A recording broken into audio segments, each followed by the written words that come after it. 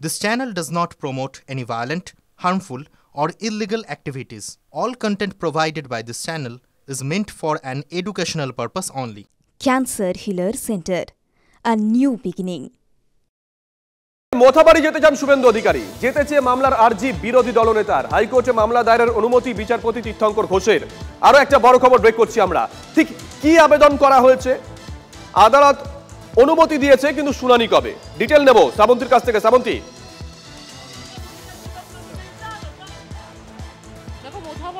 যাওয়ার জন্য বিরোধী দলনেতা নিজেই বেশ কিছু শর্ত দিয়ে দিয়েছেন। তার বক্তব্য, তিনি কোনো মিছিল করবেন না। তার কারণ এর আগেও যদি শুভজিৎ আমরা দেখি, এই ধরনের যেখানে একটা উত্তেজনা প্রবণ এলাকা রয়েছে, সেখানে এই ধরনের মিছিল করলে কোনো রকম ঘটনা ঘটতে পারে।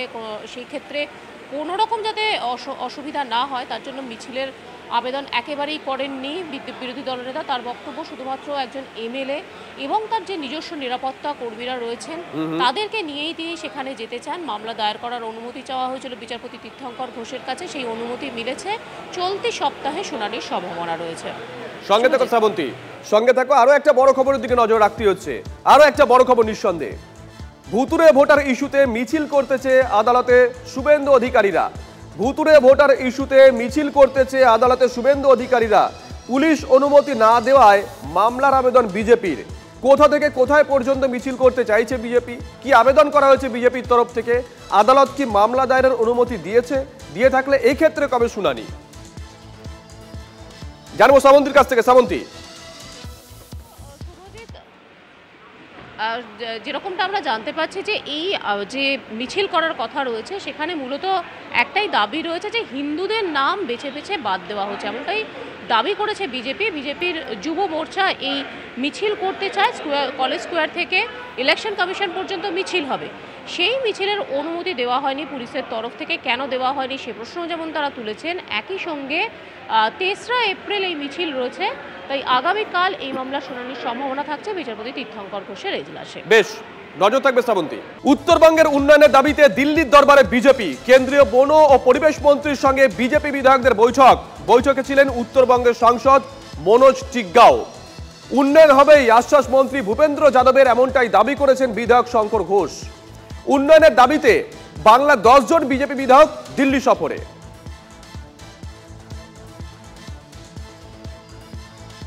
ভূপেন্দ্র যাদব মহাশয়, আমাদের অনারেবল মিনিস্টার এনভায়রনমেন্ট, ফরেস্ট এবং ক্লাইমেট চেঞ্জ, তার কাছে আমরা স্মারকলিপি তুলে দিলাম। এর মধ্যে যেরকম eco sensitive zone, zonal master plan থেকে শুরু করে illegal sand and stone mining, deforestation, wildlife human conflict, encroachment in forest area, scientific study and steps for the effect of the flash flood of Tista River, এবং grassland management in the national park and wildlife sanctuaries, transboundary joint quick response team-এর মতন বিষয়গুলোকে আমরা তুলে ধরেছি। আমাদেরকে আশ্বস্ত করেছেন যে এই বিষয়ে কেন্দ্রের সরকারের তরফ থেকে যা যা দায়িত্ব পালন করবার, সেই দায়িত্বগুলো তারা পালন করবে। আরো একটা বড় খবরের দিকে নজর রাখতে হচ্ছে। ভুয়ো আয়কর, সিবিআই এর পর এবার হাওড়ায় ভুয়ো পুলিশ। পুলিশ যে খোদ প্রাক্তন কাউন্সিলরের বাড়িতে লুট। প্রাক্তন কাউন্সিলরের ঘনিষ্ঠ পরিচয় দিয়ে বেলুড়ের লুট দুষ্কৃতীদের। বড় খবর, প্রথমে আমরা দেখলাম এক জায়গায় সেখানে আয়কর অফিসারের পরিচয় দেওয়া হলো, আমরা দেখেছিলাম রাজারহাটে। তারপর এক জায়গায় দেখলাম সিবিআই আধিকারিকদের পরিচয় দেওয়া হলো কটন স্ট্রিটে। আর এবার হাওড়ার খবরের দিকে নজর রাখছি, সেখানে পুলিশের পরিচয় দেওয়া হয়েছে। পুলিশ যে খোদ প্রাক্তন কাউন্সিলরের বাড়িতে লুট। আমরা সিসিটিভি ফুটেজও দেখাচ্ছি আপনাদেরকে।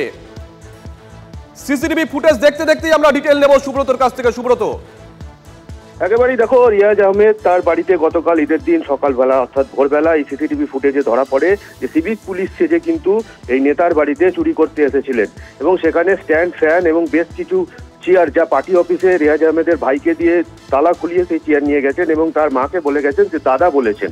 অর্থাৎ বোঝাই যাচ্ছে যে প্রতাপী নেতা তার বাড়িতেই এরকম ভাবে সিভিক পুলিশ সেজে চুরির ঘটনা ঘটছে, যা সিসিটিভিতে ধরা পড়ছে।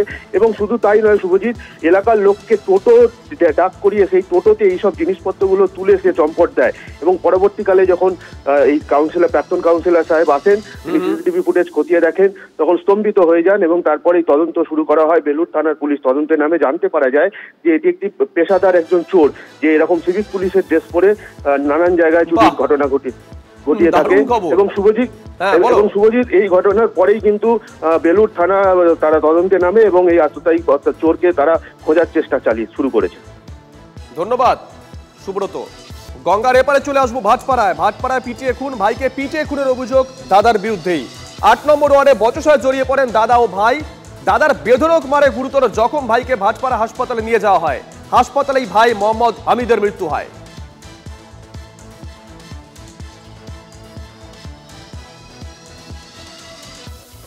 আমি এইটুকু বলতে পারি, আজকে দিনে শুধু ভাটপাড়া নেই, পুরো ব্যারাকপুরে মানুষের মনে আর কোনো ভয় নেই। মানে কে কখন কাকে মেরে দেবে, কখন কি করে দেবে, কি হয়ে যাবে, কোন রকম ঘটনা ঘটে যাবে তার কোনো গ্যারান্টি নেই।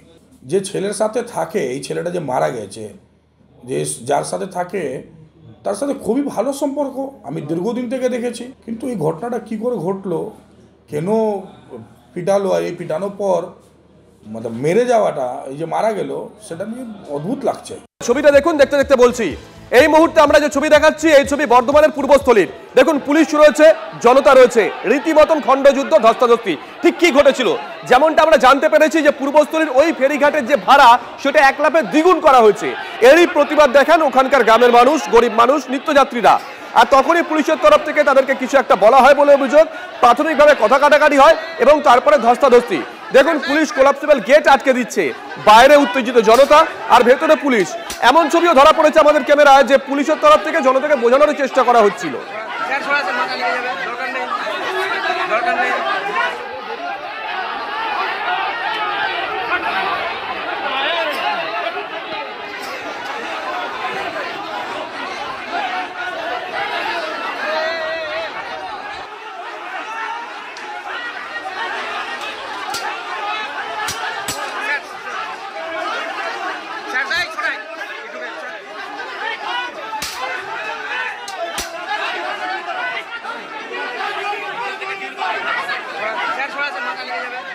ফেরিঘাটের যে ভাড়া, সেটা 1 ধাক্কা দ্বিগুণ করা হয়েছিল। এরই প্রতিবাদ দেখান সেখানকার গরিব মানুষ, গ্রামের মানুষ, যারা নিত্যদিন ফেরি পারাপার করেন তারা।